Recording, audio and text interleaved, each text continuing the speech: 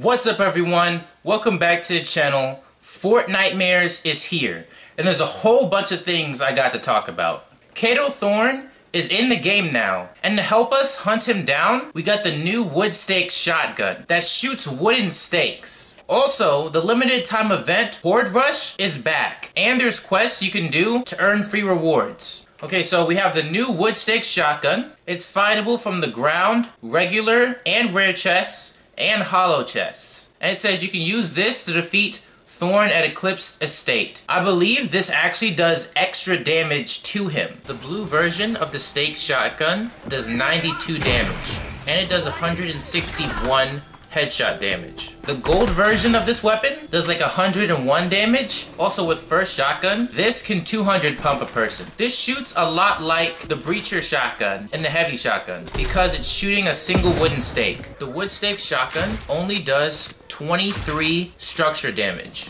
So this isn't a very good weapon to use to take walls. Also, if you go to Eclipsed Estate, the vault is already open, and there's no mythics inside of it. You have to go to the back, and that's where Kato Thorn is. Thorn, if defeated, will drop a mythical blade, fitting for a weapon owned by a vampire. Thorn's vampiric blade gives health at the expense of others. Upon damaging an enemy with it, some of your health will slowly be restored. This blade works just like the kinetic blade we had recently.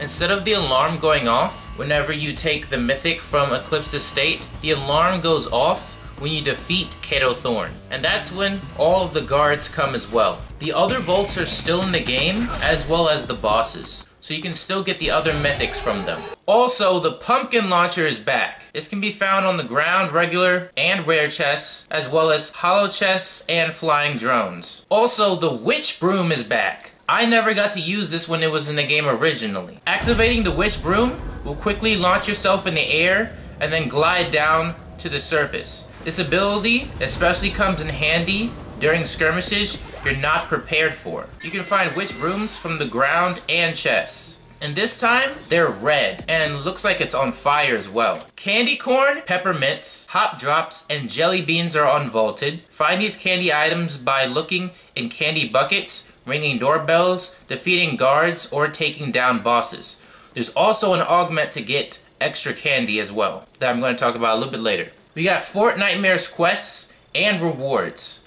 The candy is not the only treat during Fortnitemares 2023. Complete Fortnitemares quests for in-game rewards. Completing individual Fortnitemares quests will earn you XP, while completing certain amounts will earn you new Eerie Locker items. Completing 5 Fortnitemares quests, you'll earn the Bat Royale back bling and cat banner icon. 15 quests, you'll get the sweet emote, Phantasmic Fall Contrail, and Hypno Bat spray. Completing 25 quests, you'll get the Revenant Rider Glider within the Sanctum loading screen and Rise of the Revenant lobby track. Fortnitemares is going to go into the end of this season, and that's November 3rd. There's only 1 month between the end of this season and the beginning of Chapter 5. Next season is going to be very, very short, only lasting 1 month. And a lot of people believe we're going to go back to Chapter 1, Season 5 for that season. There's a lot of evidence that also supports this. In Frenzy Fields, there's items spawning in from Chapter 1, Season 5. All of them aren't in the game right now, but they're expected to spawn in as Fortnitemares progresses. There's also a billboard in Mega City that has a Chapter 1, Season 5 sky. You may or may not get to see this in Mega City, but this does have a chance to appear on the billboards. Also in Kato Thorn's mansion, he has a time machine which is set to 2018-07-12, which was the launch day of Chapter 1 Season 5. Also, leakers have said during the next season, when we visit Chapter 1, time is going to move by really fast. And every week is going to represent a different season in Chapter 1. So if you didn't get to experience Chapter 1 of Fortnite, you finally get to, which is dope. Also, the Horde Rush LTM makes a return. And this time, it's been updated in no build. These are the rewards that you can earn from completing the Horde Rush quests. Completing 1 Horde Rush quest will get you the Merc Wrap. Completing 4 quests, you'll earn the Heart O' Lantern emoticon. And 7 quests, you'll get the Batwing Bone Spike pickaxe. We got some new outfits that include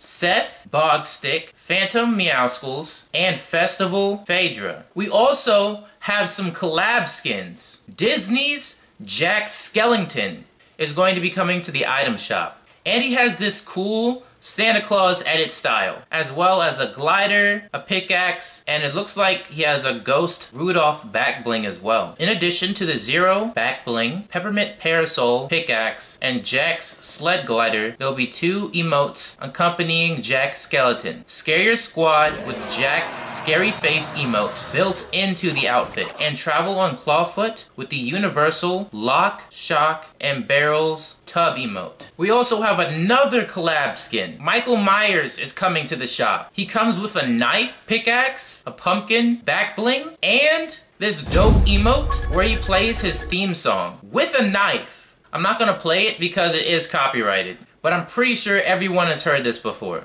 We also have Alan Wake. I'm not very familiar with this person, but this is another collab skin that's going to be coming to the item shop later. And he's going to come with these items as well. The Game Time, Icy Slide, and Rushing Reload reality augments make their return. There's also a new setting for controller players. The new Quick Weapon Action, which is beta right now, has been added to the controller options. When enabled, Quick Weapon replaces the next weapon button. You press the Quick Weapon to equip your primary item. Press one of the face buttons while pressing Quick Weapon to switch to one of the other item slots. You can press Quick Weapon and a face button simultaneously to swap to the item instantly, or hold the Quick Weapon button for as long as you like to get used to how the face buttons match up with the items in your inventory. Additionally, when Quick Weapon is enabled, previous weapon is replaced by Place Marker to make it easier to communicate with your squad. Or you can replace previous weapon with an action of your choice by customizing your controls in the controller customization options. This is really big. I remember when I used to play on controller, I did not like having to scroll through all of my weapons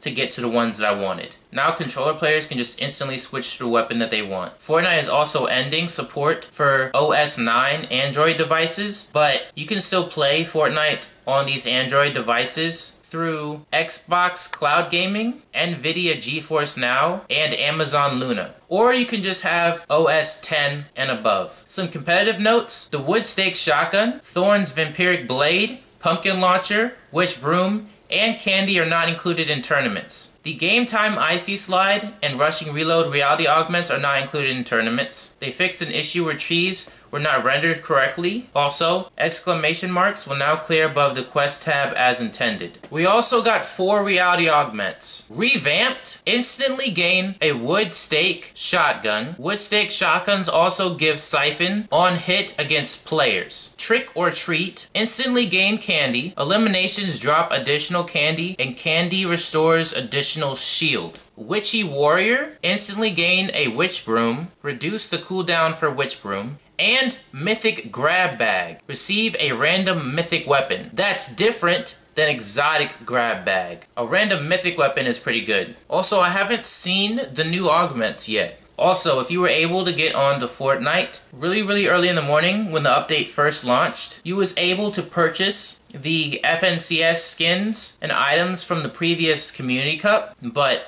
unfortunately, not everything was in the item shop that was supposed to be, so Epic did remove it, and they're going to bring it back once they fixed the issue. Around the map, there are ghost pirates, and you may see them pointing. These pirates from the afterlife are telling you where their buried treasure was. But don't get your hopes up too big, because it doesn't really seem like they had much left behind. There might be a chance, though, for it to be a really good chest. I'm not sure. And Jonesy is back. At Frenzy Fields, if you go to speak to him, he talks about Kato Thorn and us having a time-traveling vampire. So maybe, at the end of this season, he's going to have something to do with the storyline and possibly defeating him. Also, the final quest rewards are unlockable now. When you get into Fortnite, you'll be greeted with this brand new lobby. In the background, you can see Kato Thorn's time machine, and it's set to the Chapter 4 Season 1 release date. You can also see that the lobby looks completely different. My character is very close to the screen, and all the game modes and islands are in front of her. Also now, some game modes and islands have custom backgrounds. So if I go to this one, you can see the background completely changed.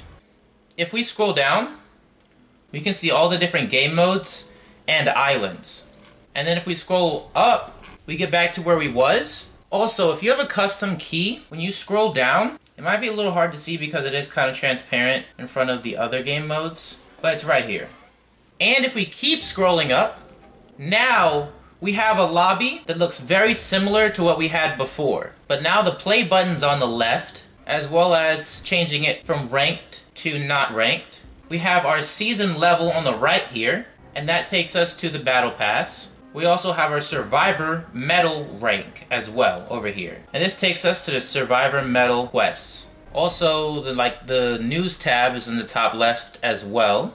And the chat is in the bottom right now. And when you click it, it brings up this menu. Also, now your friends list is on the right instead of the left. And to leave the game is also on the right as well. I haven't really gotten used to this whole list being on the right instead of the left. But most of the time, my mouse is on the right side of the screen. So I feel like this will actually make backing out of games a lot easier. Also, if you think about it, this is more centered to the screen than if this was all the way over here. But it kind of does get annoying a little bit when I'm thinking it's going to be in the bottom left. Also now, you can see the top bar looks a little bit different. These are all the tabs. The quest tab, the compete tab. This is what the new career tab looks like. It also displays your rank. I don't know why it says unranked. And if you go to the left, you see there's a search bar. Over here is where you're supposed to be able to search for islands instead of just using their island code. But right now, I don't think this works. I'm gonna try it. And as we can see right now, it didn't show up. But here you can choose different categories you want to look for. Also, this little square right here shows you your favorite maps and your recently played ones as well, just in case you can't find them on the play tab. Also, if you scroll down, you can also see your friends that have requested you to join or who are available to play. You can also see how many of your friends are playing each game mode. What I do like about this is that you can emote while you pick what you want to play. If you enjoyed this video, make sure you smash that like button. And if you haven't already, subscribe and turn on bell notifications so you don't miss a single video.